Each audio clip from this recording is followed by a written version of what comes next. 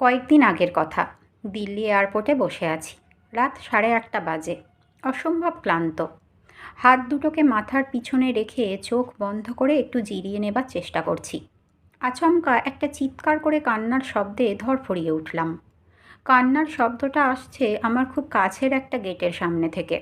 উঠে দাঁড়িয়ে দেখি একজন তরুণী, বয়স আনুমানিক 30-এর কোঠায়, হাহাকার করে কাঁদছে। তার পুরুষ সঙ্গী অসহায়ভাবে চেষ্টা করছে ওনাকে শান্ত করতে। কিছুক্ষণ পর বুঝতে পারলাম মেয়েটির মা মারা গিয়েছে। মেয়েটি যাচ্ছিল মায়ের শেষকৃত্যে উপস্থিত থাকতে, কিন্তু ফ্লাইট ক্যান্সেল হয়ে গেল শেষ মুহূর্তে। অসম্ভব রাগ হচ্ছিল বিমান কোম্পানির লোকজনের ওপর।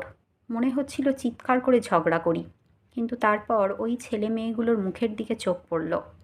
ওরা কোম্পানির গ্রাউন্ড স্টাফ। অসহায়ভাবে ক্ষমা চাইছে মেয়েটির কাছে। ওরা নিরুপায়। সকাল থেকে প্রায় 400 ফ্লাইট ক্যান্সেল হলো। এর পরের দৃশ্য আরও মর্মান্তিক। মেয়েটিকে তার পরিবার ভিডিও কলের মাধ্যমে তার মায়ের অন্ত্যেষ্টিক্রিয়া দেখাচ্ছে। তরুণীটি মাঝে মাঝেই দেখছি টাল সামলাতে পারছে না। ওখানে উপস্থিত আরও কয়েকজন যাত্রী জল এগিয়ে দিল মেয়েটির দিকে। মেয়েটি নিরুত্তাপভাবে শূন্য দৃষ্টিতে তাকিয়ে দেখছে মায়ের মুখাগ্নি ভিডিও কলে। এই দৃশ্য আমি যদি নিজের চোখে না দেখতাম পরিস্থিতির গুরুত্ব অনুভব করতে পারতাম না। একের পর এক ফ্লাইট ক্যান্সেল হচ্ছে। আশেপাশের মানুষজন হতাশা, ক্ষোভ, উত্তেজনায় ক্রমশ মারমুখী হয়ে উঠছে। এদিকে ওই তরুণীটি মাটিতে বসে এক দৃষ্টিতে তাকিয়ে রয়েছে মোবাইল স্ক্রিনের দিকে। ধীরে ধীরে ভদ্রমহিলার নিথর শরীরটা ঢুকিয়ে দেওয়া হচ্ছে ইলেকট্রিক চুল্লির ভিতর।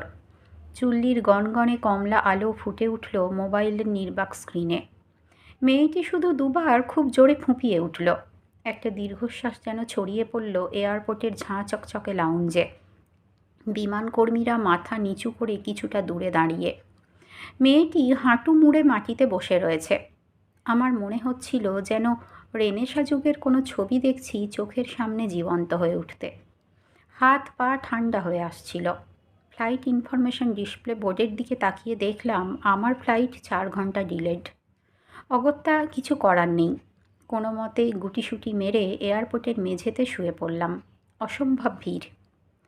এখন সব শান্ত হয়ে গিয়েছে। ফ্লাইট চলাচল স্বাভাবিক। সরকারের সঙ্গে বিমান কর্তৃপক্ষের সমঝোতা হয়ে গিয়েছে। সব কিছু আবার আগের মতো হয়ে গিয়েছে। শুধু মেয়েটির কথা একবার ভাবুন তো। ও আর কোনো দিন মায়ের পায়ে প্রণাম করার সুযোগ পাবে? তাকে শেষ বিদায় জানানোর সুযোগ পাবে? মায়ের কপালে শেষ চুমু খেয়ে বলতে পারবে, সাবধানে যেও মা।